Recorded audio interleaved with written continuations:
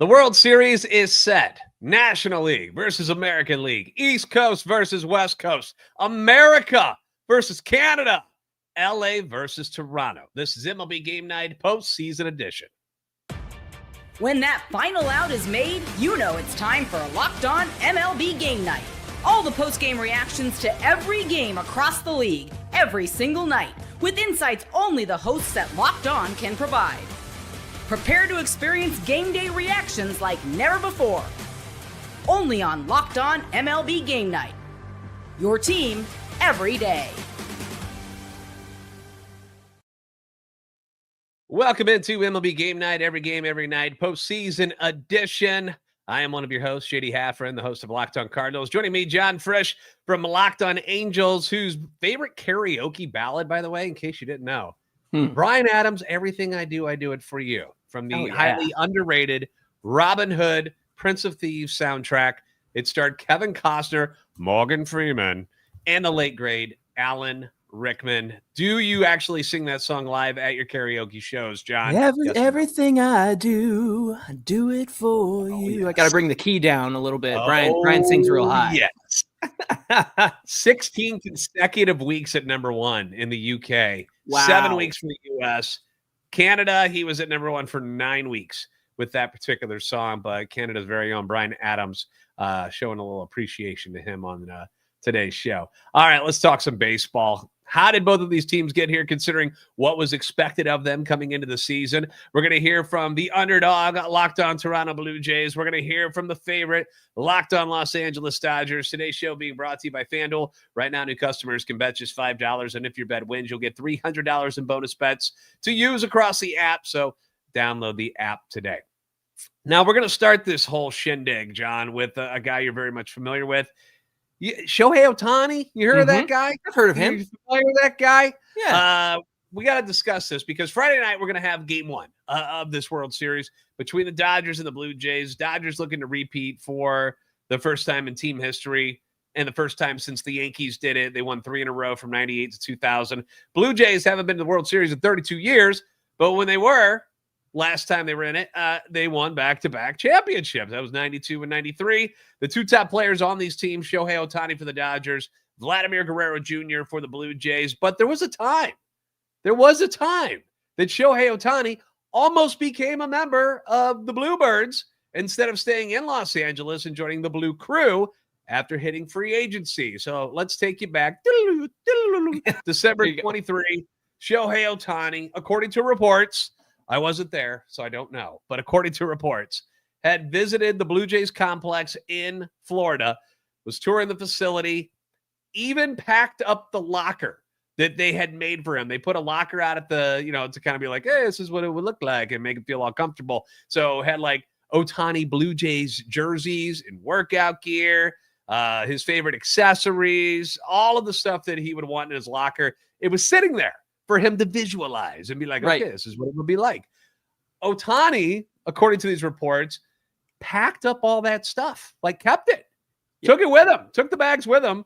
And as he walked to his car, his dog, Decoy, they say, was running behind him wearing the Canadian dog jacket the Blue Jays had bought for him. So they thought it was in the bag, John. They thought so.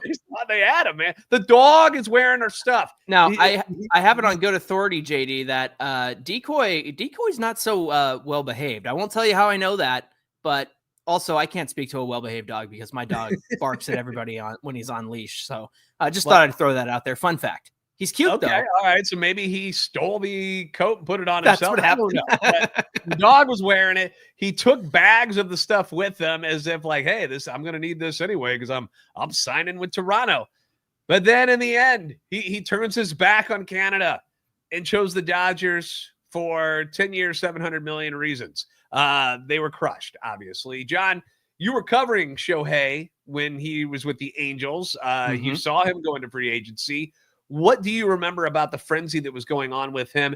And did you ever think he was actually going anywhere but to the Dodgers if he was going to leave your Angels?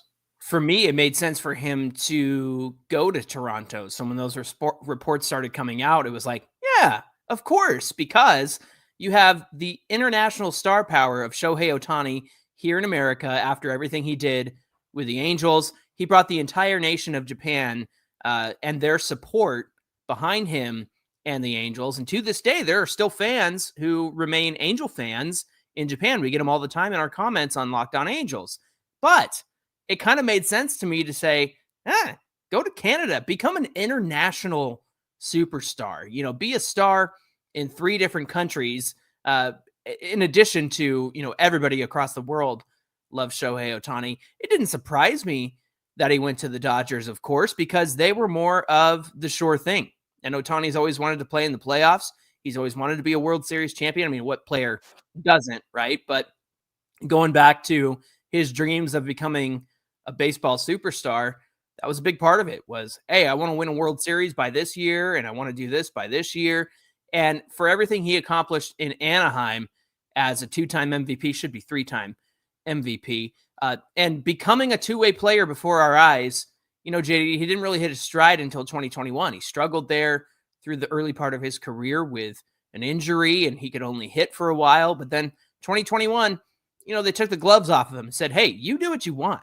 And so that's how he emerged as that superstar that we know and love today. But to me, yeah, it made sense for him to consider the Blue Jays because they had something nice going on there. They had a young core on the rise, and we're seeing the fruits of that now with Vladdy Jr. and Bo Bichette, right? And they got the supplemental pieces that they needed to be competitive. So I thought it would be a good fit, but with the sure thing of the Dodgers, I mean, they're in the playoffs every year. There's no question whether they're going to get to the playoffs or not. It's what they do once they get to the playoffs that was questionable, right? I made a joke, perhaps prematurely, that even though Shohei joined the Dodgers, they'd get bounced in the first round. And then somebody the other day dug up that comment. They pulled a video from like 2 years ago, JD, and they were like, oh, getting bounced from the first round, huh? I was like, well, yeah, they did that the last 5 years. Can you blame me? I mean, but Shohei and what he brought to the Dodgers kept them from being eliminated early in the playoffs. It got them to the World Series. And so, yeah, I think he went for the sure thing, and the sure thing was the Dodgers because they're just in the playoffs year after year after year. First off, somebody who doesn't want to win a World Series, Anthony Rendon is the first name that came to my mind for you.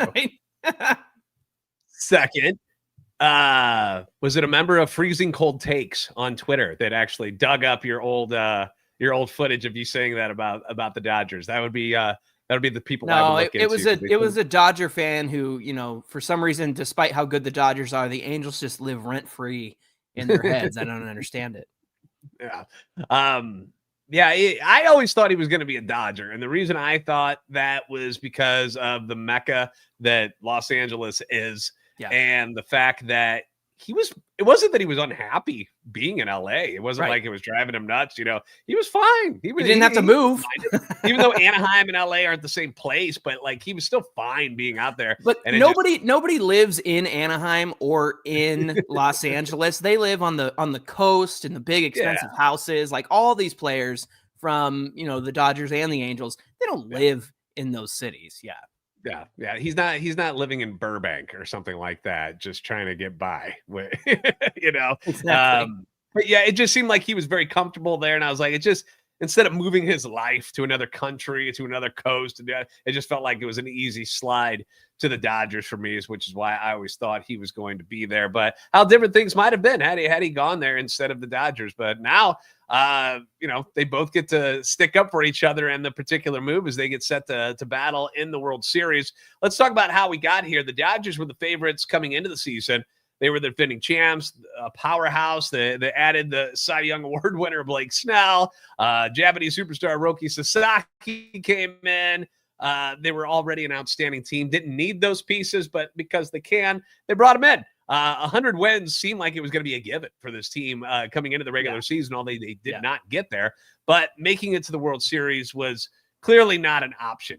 They just bullied their way through. They sweep the Reds in dominant fashion in the wild card round. And the team that many thought would give them the most trouble, the Philadelphia Phillies, put up a fight. They had some close games. It wasn't like they just crushed them or anything, but they were disposed of 3-1 in the best of 5 division series. And then in the NLCS, they was dominated by LA who gave up just 4 runs in 4 games in the sweep of the Brewers, who had the best record in baseball. They are 9-1 in this postseason, playing as well as they have all season. The Blue Jays, meanwhile, instead, they're coming from the other side where they finished 20 games under 500 last year, 74-88.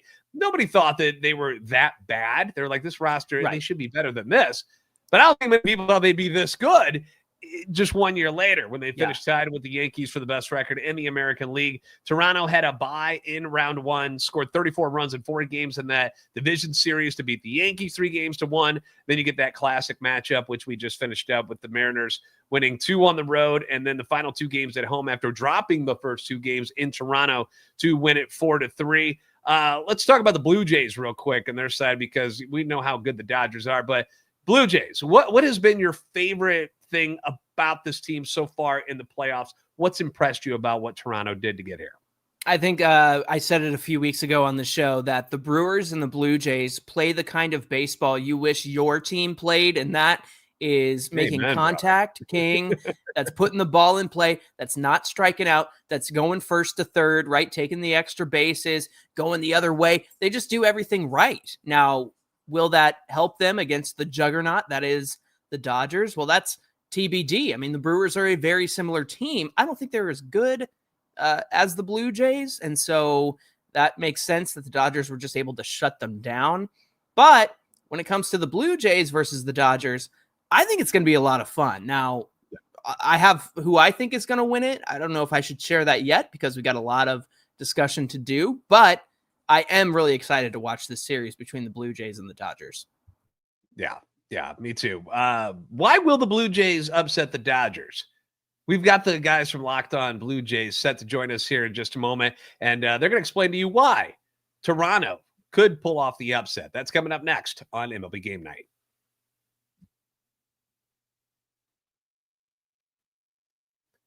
Today's show being brought to you by Monarch. Now, most of us can't name all of our financial accounts, let alone what they're worth. 401ks, savings, investments. Do you know how much you got going on there? Very easy to lose track. Don't feel bad about it. You don't want to leave money on the table, though, and that's what ends up happening when you don't have all the information, which is why you need Monarch, an all-in-one personal finance tool that's going to bring your entire financial life together in one clean, easy-to-use interface on your laptop or your phone. Monarch's going to organize all of your accounts for you, track all your spending, and get a better handle for you on all of your investments without having to touch a spreadsheet. You don't have to do much at all here. You just got to go to Monarch, right? With Monarch, you can review everything with your partner, see shared goals, and make better financial decisions. Monarch's visual dashboards and smart tools make it a lot easier to understand where your money is going and how it can work harder for you. Don't let financial opportunities slip through the cracks. It's your money. Use code LOCKEDONMLB at monarch.com for 50% off your first year. That's monarch.com, code LOCKEDONMLB for half off your first year. Today's show also being brought to you by Gametime. There's nothing like catching a baseball game live. We're all baseball fans, right? Well, we're sports fans, probably, right? You like going to see your favorite teams, your favorite players, but getting the tickets to go do those things, that can be the tough part. Queues, login screens, surprise fees, PU, stinky, don't like them whatsoever. Takes the fun out of buying your tickets. It's why we use Gametime. It's the app that gives the advantage back to the fans. Gametime is fast, easy, and is backed by the Gametime guarantee, where you're always going to get 100% authentic tickets delivered on time and at the best price possible. All your fees are included. So the price you see is the price you pay. No sneaky fees that are going to double the amount that you need to pay once you get to the checkout screen. Honestly, it's just faster. It's cheaper. And it's certainly less stressful than any other way I've ever bought tickets. If you haven't already, download the Gametime app. Create an account. Use code LOCKEDONMLB for $20 off your first purchase. Terms apply. Again, that's promo code LOCKEDONMLB for $20 off. Swipe, tap, ticket, go. Download Gametime today.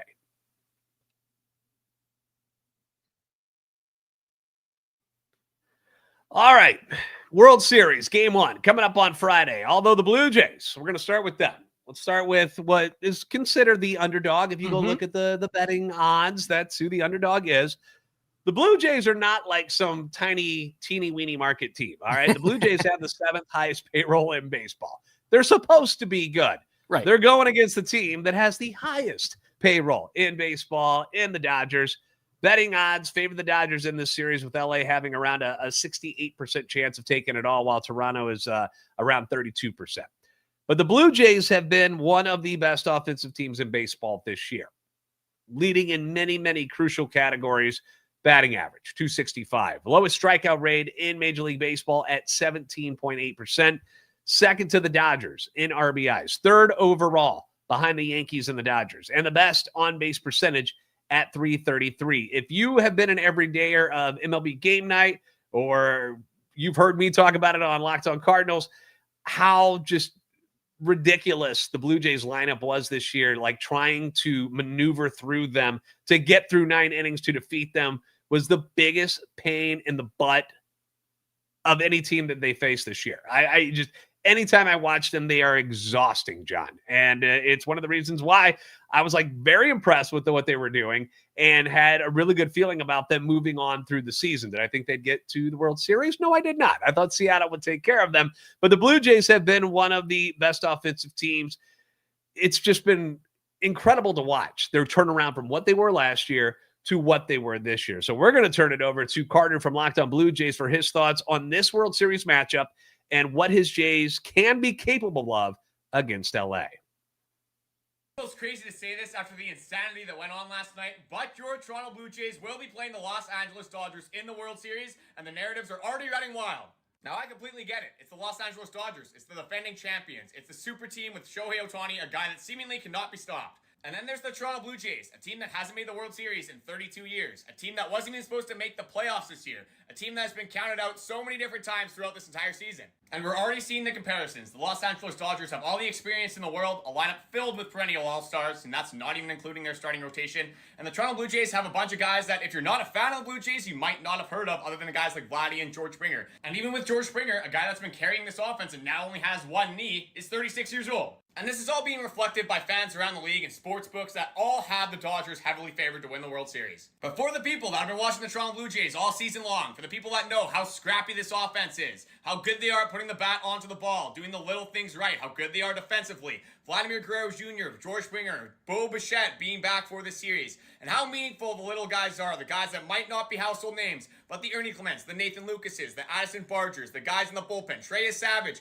who has set the league on fire. This team has been proving us wrong all year long. We've had so many opportunities to be out on this team, and there's one more hurdle. There's one more team. There's one more David versus Goliath battle that the Toronto Blue Jays need to win. They're 4 games away from making history. All right, so he mentioned in there that there are some names that fans outside of Toronto might not be all that familiar with, some hidden gems in the lineup. John, you've got some stats about some of these other guys beyond the superstars. Why don't you hit us with some of the things that you found out? Yeah, this is very interesting to me. We're all familiar with Vladdy, Springer, Bichette, as Carter mentioned, but he did bring up Ernie Clement, Addison Barger, and Nathan Lucas. So let's dive in a little bit deeper here. Addison Barger is a guy who started the year in AAA, mind you, and he got into 69 games at the major league level last year. And here's his line from this year: 243 average, 301 on base, but the key here is the 454 slugging. JD, I often say on Locked On Angels that the way fans feel about a guy who hits 300 is the way they should feel about somebody who has an on-base percentage of 400 and a slugging percentage of 500. So for Addison Barger to have a slug of 454 and a 756 OPS, I mean, he's moved himself into the heart of the order in recent games, 21 home runs, 74 RBI. So he bat his way up in this Blue Jays lineup. Let me talk about Ernie Clement. Pesky, JD. And you know what? Diving into his history, it makes sense because he was drafted by the, at the time, Cleveland Indians in 2017, claimed off waivers by the A's in 2022. You want to talk about pesky teams and a history of being pesky? That's Cleveland and the former Oakland. He was released in 2023, and he signed as a free agent with the Blue Jays before the 2023 season. And he's primarily been in the 7, 8, and 9 spots in the order this season. He's got a 277 average, 313 on base, 398 slugging, and a 711 OPS, but just a 10.4% strikeout rate. Now, he did bat 7th most of the time this year. And from that spot, listen to this line: .308 average, .353 on base, .415 slugging, and .826 OPS. And that's one of the sneakiest things about this team is that the bottom of the order is super productive. Let's talk about Nathan Lucas, a guy who spent a lot of time at the bottom of the order as well, but also at 1 and 2 to set up guys like Vladdy Jr. In 112 plate appearances between the 8 and 9 spots, he hit around 281, 282, a 780 OPS. And I think we can sum it up like this, JD. The weighted runs created plus from the bottom of the order for both teams. Let's compare those. Now, WRC plus 100 is league average. So if you're above that, you're above league average. If you're below that, you're a certain percentage below. From the 7th spot, Toronto has put up a 103 WRC plus. Los Angeles has an 85 from the 7th spot. This one's a little more close. From number 8, Toronto has an 89 WRC plus, while the Dodgers have a 92. So they're better in that spot. But in the 9th spot, Toronto has an 84 WRC plus, while LA has a 78. So that's 22% below league average. The Blue Jays, bottom of the order, they're just able to do a little more damage, I think, than perhaps the Dodgers bottom of the order. So don't sleep on these guys because they'll get you when you least expect it, especially considering the Dodgers pitching is elite, but they can't go into autopilot against the bottom of the order because they'll get you if you're not careful.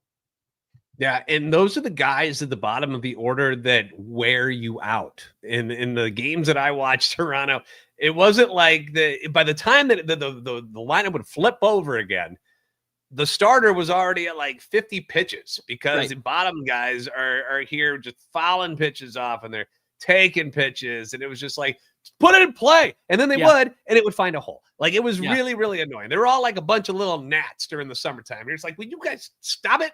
And they just kept coming. And it was just it was a very frustrating series when the Cardinals played the Blue Jays. But this is what they did to everybody. It wasn't just the Cardinals. They did it to everybody throughout the entire season. And I certainly don't think the Dodgers are going to take these guys for granted. I mean, there's a reason why they had 94 wins this year, despite not having, an elite pitching staff or rotation. How many times we talk about Jeff Hoffman, like getting booed out of Toronto, out of Rogers Center. Like they didn't want to see him on that field anymore. And now he's like, yeah, you're the greatest closer of all time. Like it was just incredible how what that offense was able to do, which led to so many other wins and possibilities and a chance for a guy like Hoffman to kind of regather himself and get back on the horse and become that closer that they needed him to be and expected him to be. So it was really impressive. So if you haven't seen any Blue Jays games, understand that the Dodgers pitching staff, as good as it is, they're gonna have a tough time with these guys because they just did it to everybody this year. Coming up, we're going to discuss why the Dodgers are the team to beat. A lot of reasons. We'll hear from the guys over at Locked On Dodgers. We'll talk about them coming up next year on MLB Game Night.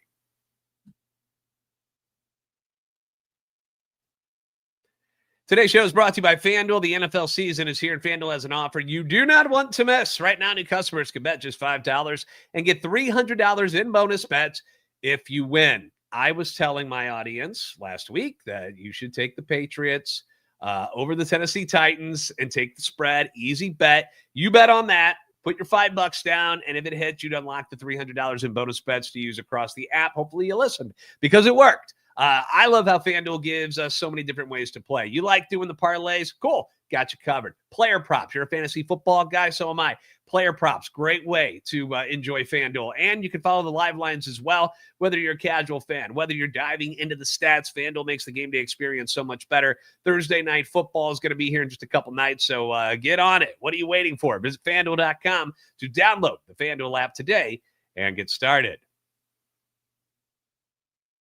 Boys, let's be real. Making excuses doesn't solve anything. We've all heard them before. It's just stress.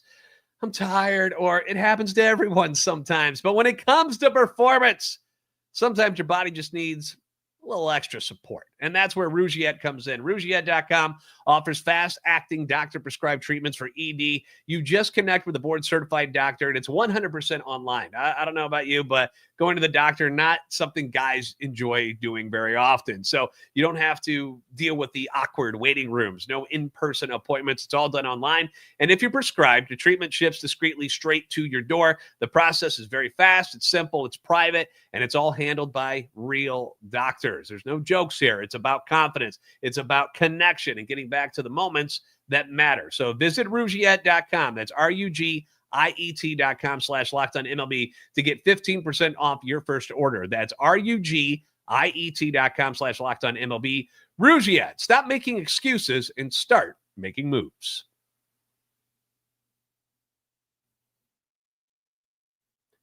The Los Angeles Dodgers, reigning World Series champions, trying to make it back-to-back championships for the first time, as we mentioned, since the Yankees went 3 in a row in 98, 99, and 2000. Just ask any Yankees fan. They'll remind you in case you forget. While they dealt with Ryan, injury after injury this year, because they did do that. It was something that hampered this team throughout the regular season. They ended up not finishing with the best record in baseball, which shocked everybody. Everybody thought, that they're going to break, the record for wins in a season. Look at this team. And we all learned that the baseball season is very long. It's very unforgiving. It's very difficult. And even the Dodgers, with all of their talent and all of their money, things can happen. And they ended up winning not as many games as the Milwaukee Brewers in the National League. Although I think we all considered the Dodgers the best team in the National League throughout the year. Maybe not the best record, but when you looked at who they had on paper, it was hard to argue, right? Mm-hmm. They sustained their winning race. They started rolling right when you got to the back half of the season and the very final month, which led them into the playoffs. They roll through Cincinnati, Philly, and Milwaukee on their way to their second World Series in 2 years. And yes, they had their injuries, but the difference is how everyone is now healthy on this team. Shohei Ohtani essentially rehabbed as a starting pitcher this year at the major league level. Yeah. It's not like he went down and faced some minor. No, they just, here's an inning, here's 2 innings. And they just built him up during the regular season. That's how freaking good he is. And obviously kept his bat in the order the whole time as well. Blake Snell returned in August after only making 2 starts at the beginning of the year. Everybody's like, oh man, Blake Snell, another waste of money. He's hurt again. Not too shabby now, right? Tyler Glasnow missed 2 months of the season. Again, injury-riddled guy throughout his career, but they had enough depth to be able to sustain the winning ways without him. Roki Sasaki cried at a game after he got taken out. He wasn't any good. Got sent down to AAA, dealt with health issues of his own, and ends up emerging as a closer for LA. Walker Buehler had to do it last year. They're like, all right, let's go with Roki Sasaki. Let's see how it reacts to this. And so far, so good. And that speaks to the Dodgers bullpen, which was a source of pain throughout the season. And it looks pretty much revamped because they basically taken all their starters that they don't need to start games anymore and stuck them out in the bullpen. Sasaki's there at the end. Clayton Kershaw has been out there. Alex Vesia, Blake Trinan. They had Emmett Sheehan out there this year. They just kept sending people out there. If the Dodgers need to go to the pen, which they hardly did against Milwaukee, that wasn't an issue for them. The starters have been so dominant during this postseason so far that, it hasn't really, if there was a weakness for the Dodgers, it was the bullpen, but they haven't had to really use the weakness, which has been what's been so impressive about the run so far this year. Why don't you tell us, John, about some of the starters that are in this rotation for the Dodgers going into the World Series? Yeah, we've got Blake Snell set to start game 1. He's been as good as he's ever been in his career. And during this postseason, he's gone 3-0 with a 0.86 ERA. That's 2 earned runs across 21 innings, and then 28 strikeouts against, get this, 5 walks. We all know Snell in his history has struggled with the walk, but that's because usually 5 walks a game is normal Blake Snell in 5 innings. The stuff is so nasty that it just falls out of the zone, but he's been fooling everybody up there, JD. Yoshinobu Yamamoto, 2-1 with a 1.83 ERA in his 3 starts. He's the bum of the staff, if you will, because he lost the only game the What a Dodgers have lost. loser. What this a postseason. loser. Then you got Tyler Glasnow. He's pitched in 3 games and has made some starts, but he doesn't have a decision yet, but he's just given up 1 run in 13 1/3 innings for an ERA of .068. And then, if they need him, Shohei freaking Ohtani, who's 2-0 in 2 starts this postseason, a 2.25 ERA, but he's coming off one of the, if not the greatest postseason game of all time, 6 shutout innings, 10 Ks, and he hit 3 home runs to get himself the NLCS MVP. Oh, by the way, he's their 4th starter, JD. Yeah. If they need him, he's available. Well, it's impressive, obviously, which is why most people are picking the Dodgers to win this. Harry from Locked On Dodgers obviously is taking his team as well. Here's him on why he sees LA going back-to-back this year and why he doesn't think it will even be that difficult for them to do it. Right, here's why the Dodgers are going to win the 2025 World Series, and here's my official prediction. LA in 5. Let's start with the obvious. Starting pitching. Most teams have a great number 1, a solid number 2, and a decent number 3. The Dodgers, they've got a poker of aces. Blake Snell, Yoshinobu Yamamoto, Tyler Glasnow, and Shohei Ohtani. Snellzilla and Yoshi, they're going to get the ball in Toronto. Then the series shifts to LA, where Glasnow and Shohei await. And if it goes beyond 4, Toronto has to face Snell and Yamamoto again. That's not a rotation. That's a nightmare. Reason numero 2, matchups. Yeah, the Dodgers, they had some trouble against lefties early in October. Shout out Phillies, shout out Brewers. But the Blue Jays, all right-handed rotation. So go ahead, Shohei Ohtani, Freddie Freeman, Max Muncy. Swing away, boys. And number 3, experience. Only 2 guys on Toronto's roster have World Series rings. George Springer and Max Scherzer. Meanwhile, the boys in blue are the defending champs. They've been there, done that, seen it all. No moment is too big for this group. Give me the Dodgers in 5, and for the first time ever, the Commissioner's Trophy gets lifted right there, under the lights at Dodger Stadium. Oh, and here's a bonus reason. You really think we're going to let Clayton Kershaw retire without 1 more ring? Yeah, don't think so. How do you argue with that? I give up. I'm not even in the World Series, and I give up. I'm throwing in the towel against that rotation. It's tough. Here's something I do want to see. What if we get to a point where we get a Scherzer Kershaw game just for fun? Can you guys just agree to do that and let's go and just let them do it, like just so we can, as fans of the game, can just enjoy these guys in the twilights of their career? I feel like that would be cool. Offensively, outside of Shohei, guys that are coming in hot for the Dodgers right now. Will Smith, who's like the forgotten dude in the lineup. Oh, yeah. Nobody talks about him. Just hit 400 in the NLCS. No big deal. I know he had that like hairline fracture he was dealing with, but nobody talks about him. But he's one of the best hitting catchers in baseball. Tommy Edman, 5 for 15 in the NLCS with 3 RBIs. Mookie Betts hitting .293 this postseason. Teoscar Hernandez, 11 RBIs this postseason. Max Muncy, Andy Pages, Freddie Freeman, he did mention a couple of them, have hardly done anything in this postseason so far, and yet they are still 9-1 coming in to the World Series. It's unbelievable. John, how do you beat them? All of Canada wants to know. We'll sit back and listen. Listen, the Blue Jays have to let the Dodgers pitchers pitch to them. You mentioned it in our last segment. You've got to wear those guys out.